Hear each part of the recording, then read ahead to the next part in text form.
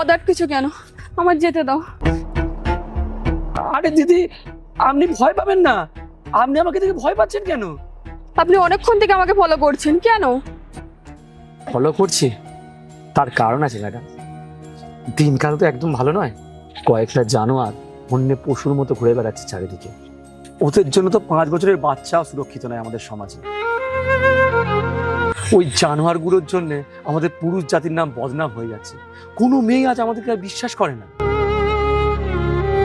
আর এই পুরুষ জাতির বদনাম দূর করার জন্য আমরা কয়েকজন এখন রাস্তায় নেমেছি। ঠিক বুঝলাম না তো। আমরা কয়েকটা ছেলে রোজ রাত্রে আমাদের পাড়াটা পাহারা দিই। আমি যেমন পাড়ার এদিকে আছি, তেমন আমাদেরই পাড়ার আরো 4-5টা ছেলে পাড়ার বিভিন্ন দিকে ছড়িয়ে আছে।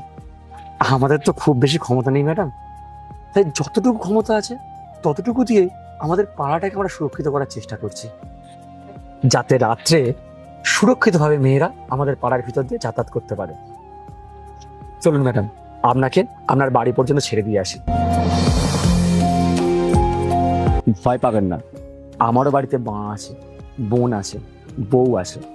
মেয়েদের কি করে সম্মান করতে হয় আমি খুব ভালো করেই জানি। আপনাকে একটা কথা বলবো? হ্যাঁ বলুন না, কি বলবেন? আপনাকে দেখে বোঝা যায় পুরুষ মানুষের পুরুষত্ব এখনো শেষ হয়ে যায়নি। প্রতিটা ছেলে যদি আপনার মতন হতো না, তাহলে আর মেয়েরা ইনসিকিউর ফিল করতো না।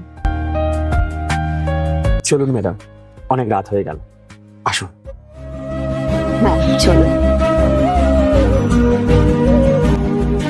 দুর্গারূপে যে নারী করে সংসার আলো, তার সুরক্ষায় হোক সমাজ আরো ভালো। অবলা নয় সে, শক্তি সেই তো উৎস, তার সম্মানেই হোক আমাদের এই পুরুষার্থ ও মনুষ্যত্ব।